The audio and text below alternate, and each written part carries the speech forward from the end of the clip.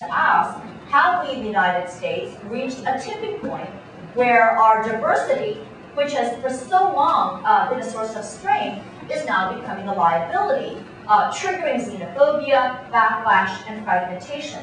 Now, in a recent Washington Post op-ed, I argued that we actually do have to take seriously this problem of national cohesion. It would not be healthy to have entire cities, where people interacted and conducted business exclusively in Chinese or Arabic or Spanish. Open and tolerant doesn't necessarily mean unrestrictive and unselective, and I proposed a number of specific policy suggestions, which I'm happy to talk about during Q&A.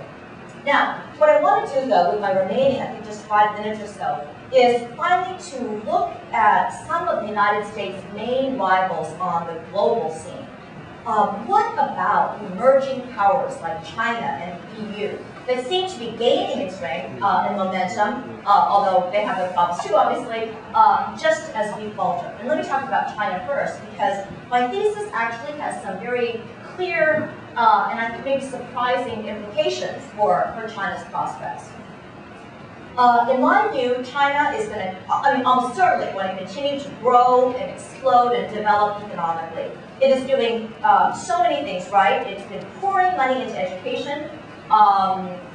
In particular, it's aware that one of its problems is not having enough creativity, so it's an interesting experiment whether they can generate creativity from the top down, but they are doing a much better job on, until the Tibet controversy, really on foreign relations. I'm sure you've all heard of these polls where large majorities in Europe, Australia, Canada, Russia, all have a more favorable view of China than the United States.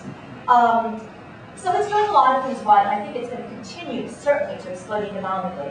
But if my thesis is correct, China cannot become a hyperpower, which again, just to remind you, is extremely rare, right? The normal state of things is not to have a hyperpower, but to have sort of a multipolar world.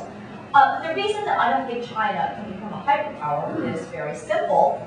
It's because China is a quintessentially ethnically based nation. It is the opposite of an immigrant society, and it's just not able to pull in the world's best and brightest talent.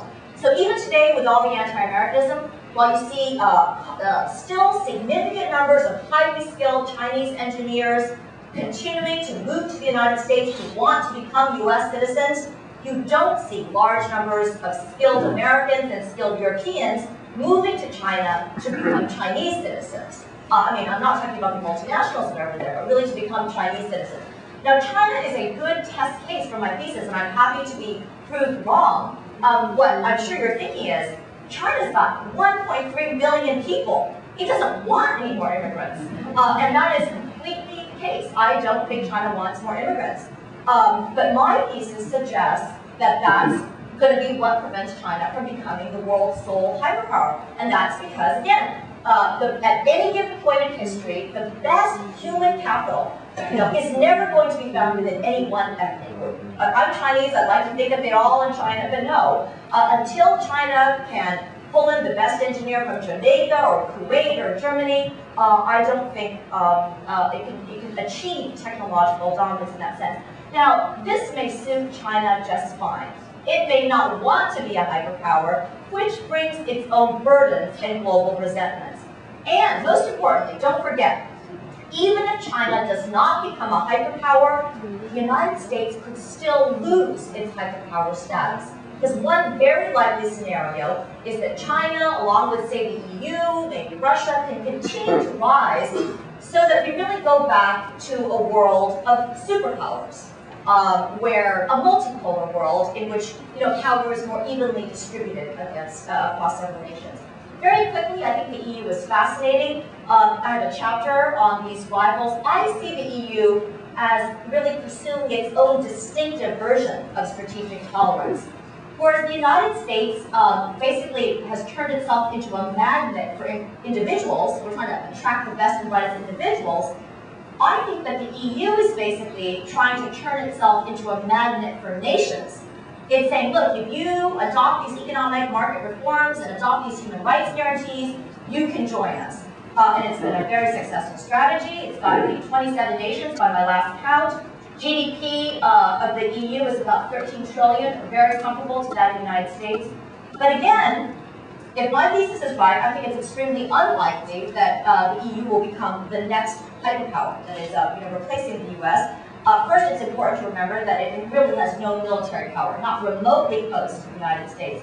The United States has today 10 Nimitz-class nuclear-powered supercarriers, each capable of carrying 70 fighter jets. No other country in the world has a single one. So that's something that we sometimes overlook with all our troubles. The extent of military dominance is really astounding. And more importantly, Europe is really lagging behind us technologically because the nations of Europe are, again, like China, are not immigrant societies. They, in a way, have almost, their immigration situation is almost, from an immigration and strategic point of view, the worst of all worlds. They took in lots and lots of immigrants that were refugees, but not highly skilled, and now they're dealing with large, unassimilated enclaves of largely poor immigrants, but they have not been able to attract really sort of the top technological talent from countries like Korea or China. Now, so there are lots of other things I'd like to talk about, but I'm going to end now. A final lurking question, which I raised but I really didn't address, is should the United States even want to be a hyperpower?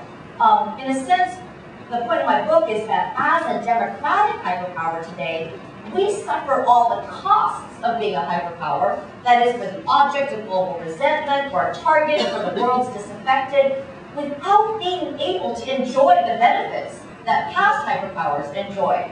When Rome conquered Dacia, which is now Romania, it just looted, millions of pounds of gold and silver. Today, not even the biggest military hawk talks about taking Iraq's oil straight to Texas. I mean, it's not openly. Just can't do that. In a world of democracies, the upside of being a hyperpower is severely limited. So, and I'm happy to discuss all this during Q&A. So, by way of conclusion, let me just say that my own view is that if America is destined to remain globally dominant in the decades to come, I think it should be a hyperpower not of coercion, imperialism, and military force, but rather a hyperpower of opportunity, dynamism, and moral force. Thank you.